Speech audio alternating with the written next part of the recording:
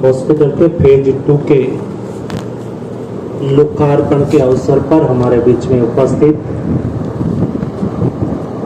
परम पूज्य सरसंघचालक मोहन जी भागवत, मंच पर उपस्थित सभी महानुभाव, उपस्थित बंधु भगिनी, पत्रकार मित्रों,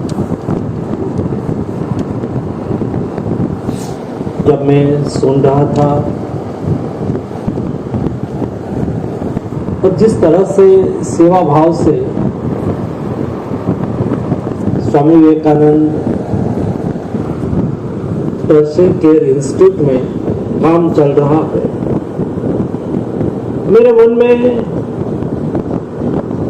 ये याद आ रहा था और कई इंटरनेशनल प्लेटफॉर्म पर मुझे जाना हुआ और मैं हमेशा कहता था कि दुनिया में हेल्थ का मॉडल सभी कंट्री में, सभी कॉन्टिनेंटल वाइज अलग अलग हो सकता है। यूरोप के लोगों का जीवन शैली, रहन सहन, क्लाइमेट एक होता है। भारत के लोगों की जीवन शैली, क्लाइमेट, खान पान, व्यवहार अलग होता है। उसका हेल्थ का मॉडल एक नहीं हो सकता है। उसमें मैं हमेशा ऐड करता था कि दुनिया का हेल्थ का मॉडल कॉमर्स हो सकता है, लेकिन आज मैंने जो दर्शन करा, इंडिया का हेल्थ का मॉडल सेवा है। सेवा हमारा संस्कार है। हम हेल्थ को कभी कॉमर्स के रूप में नहीं देखते हैं, हम हेल्थ को हमेशा सेवा के रूप में देखते हैं। थोड़े दिन पहले मुझे अमेरिका की एक बहुत बड़ी कंपनी, उसका सीईओ इंडियन थे, वो मुझे मिलने आए थे। तो मुझे बता रहे थे कि मंत्री जी, अमेरिका हेल्थ के पीछे उनका जीडीपी का 6% खर्च कर रहा है, ब्रिटेन 5% कर रहा है, इटली 4.5% कर रहा है। कई विकसित देशों का उन्होंने मुझे एग्जाम्पल दिया।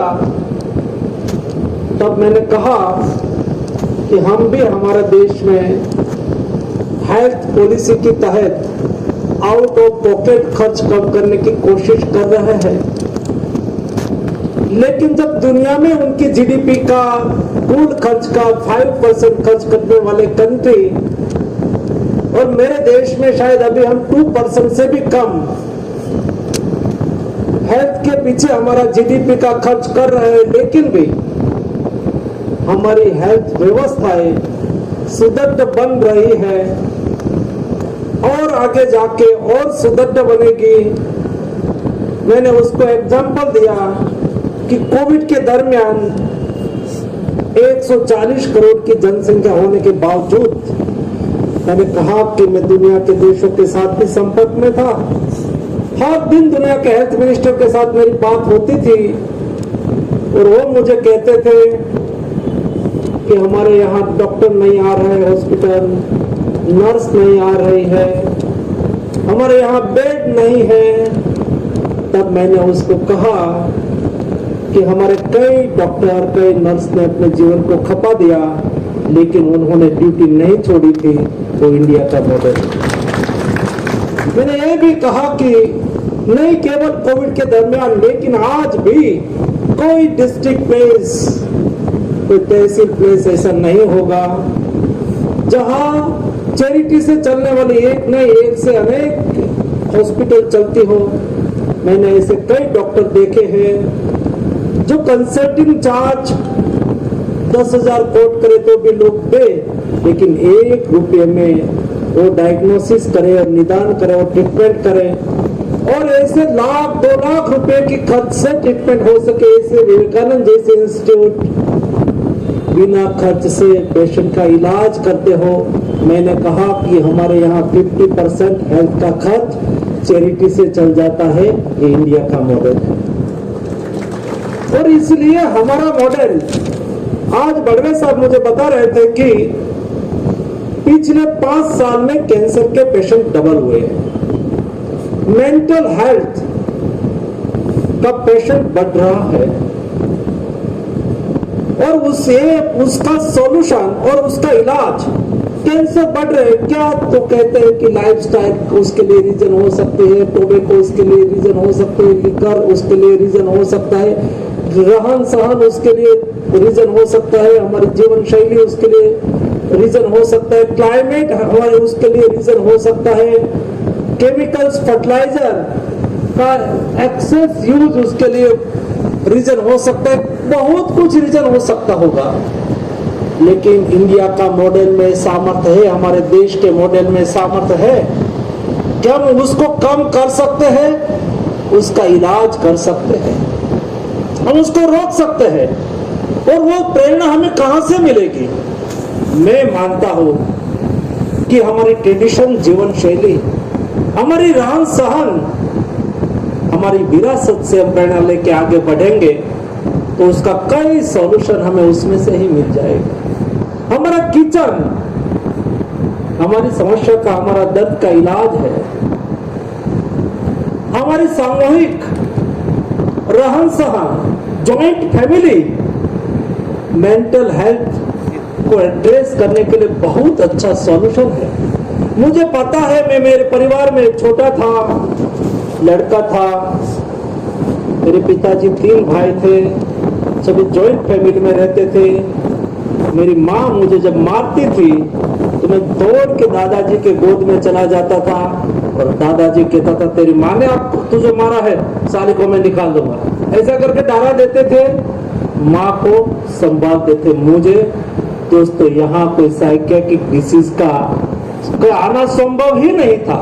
परिवार में एक व्यक्ति कमाता हो, बड़ा व्यक्ति हो, जिसमें क्षमता हो, कमा लेते थे। घर में कोई व्यक्ति में कमाने की क्षमता कम होती है। सभी को ईश्वर ने समान बुद्धि क्षमता नहीं दी है। अपनी बुद्धि क्षमता के हिसाब से जॉइंट फैमिली में वो चल जाता था। दोस्तों, कभी किसी को मेंटल स्ट्रेस नहीं रहता था। हमारी जीवन शैली का एक पार्ट है, वहां मेंटल हेल्थ को एड्रेस करने की क्षमता थी। हमारा खान पान ऐसा था। दोस्तों, अब हम श्रम से भाग रहे हैं। दोस्तों, श्रम एक जीवन का पार्ट है, मेहनत एक जीवन का पार्ट है। हम शारीरिक श्रम से दूर जा रहे हैं, कई एनसीडी नॉन कम्युनिकेबल डिसीज को इनवाइट कर रहे हैं। मैं मानता हूं कि हमारी एक आदत बन गई है। योगा होके दुनिया में से आया, तब हम योगा करने लगे। योग देने वाला कौन है दुनिया को? तो हमने ही दुनिया को दिया।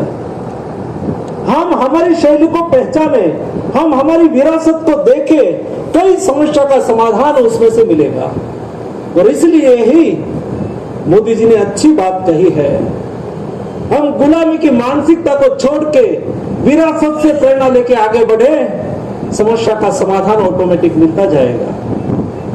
मैंने एक नेशनल मेडिकल कमीशन के लोगों में थोड़ा सा बदलाव करा और उनमें धन्वंतरी का फोटो रखा।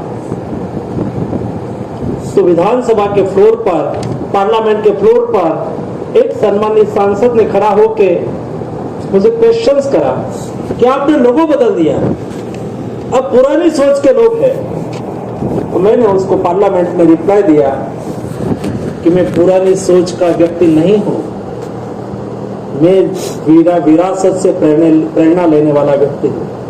ये देश चरक और सुश्रुत का देश है। आज दुनिया की मेडिकल यूनिवर्सिटी में सुश्रुत का स्टेच्यू लगा हुआ है और भारत में मैं धन्वंतरी का फोटो रखता हूं।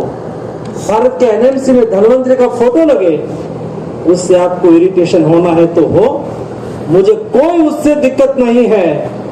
मैंने किसको हटा के धन्वंतरी का फोटो रखा है? जब हम आजाद नहीं थे तो अंग्रेज लोगों ने, उस वक्त मेडिकल काउंसिल हुआ करती थी, उसका लोगो ग्रीक के गॉड को लगाया था। ग्रीक के गॉड से मुझे कोई एतराज नहीं है, हम सभी को सम्मान करते हैं, लेकिन मुझे मेरे गॉड पर श्रद्धा और भरोसा है। तो क्या मैं बदलते समय के साथ मेरी विरासत से प्रेरणा लूं? हमारे न्यू जनरेशन आज मेडिकल के कोई भी डिवाइस, शस्त्रक्रिया के कोई भी डिवाइस लेके देखो, सुश्रुत ने बताया हुआ डिवाइस से बहुत कुछ अलग नहीं है जी। एक जमाने में चिकित्सा हुआ करती थी, शस्त्रक्रिया हुआ करती थी, हमारी विरासत। दुनिया हमसे प्रेरणा लेते थे। दुनिया में, संसार में जो भी कुछ श्रेष्ठ है उसको ग्रहण करना चाहिए, हमारा शास्त्रों ने हमें सिखाया है।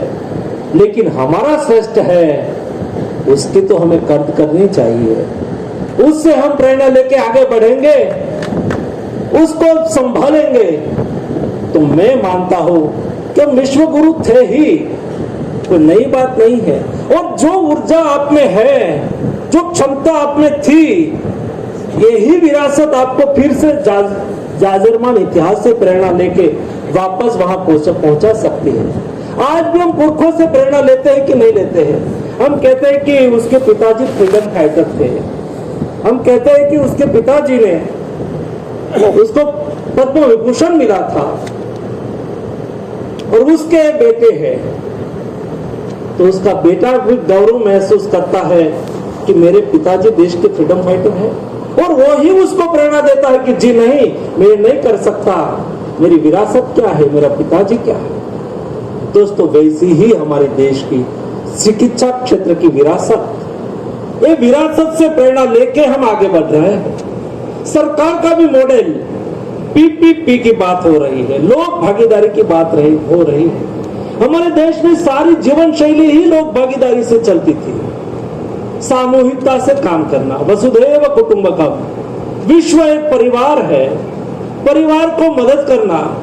दोस्तों, जब कोविड के सामने हम लड़ रहे थे, उस वक्त हर दिन दुनिया के हेल्थ मिनिस्टर का मुझे कॉल आता था, कंट्री हेड प्रधानमंत्री जी को कॉल करते थे और कहते थे कि हमारे पास एजिथ्रोमाइसिन नहीं है, हमारे पास हाइड्रोक्सी क्लोरोक्विन नहीं है, प्लीज आप हमें मेडिसिन भेजिए। और उस वक्त दुनिया के 150 देश में हमने मेडिसिन भेजी थी, 150 देश, 67 कंट्री के हेड। उन्होंने कभी किसी ने प्रधानमंत्री जी को कॉल करके थैंक यू कहा, किसी ने ट्वीट करके थैंक यू कहा। ब्राजील के प्रेसिडेंट ने हमारे रामायण के उदाहरण को देते हुए एक कार्टून बना के उन्होंने ट्वीट करा था, जैसे हनुमान जी संजीवनी लेके राम जी के जीवन को बचाने के लिए संजीवनी लेके आए थे, वैसे उन्होंने कोर्ट का प्लान बताया था और इंडिया से मेडिसिन लेके, संजीवनी लेके ये हमारे देश में प्लान आ रहा है, ऐसा करके उन्होंने ट्वीट करी थी। लेकिन उसमें विशेषता यह है, उस वक्त हम भी कई चीजें दुनिया से इंपोर्ट करते थे, लेकिन दुनिया के लिए हेल्थ एक कॉमर्स था। आज भी कई केस हम लड़ रहे हैं, जो पुरियस क्वालिटी के माल आए थे, हमने उसको पैसा देने के लिए मना करा।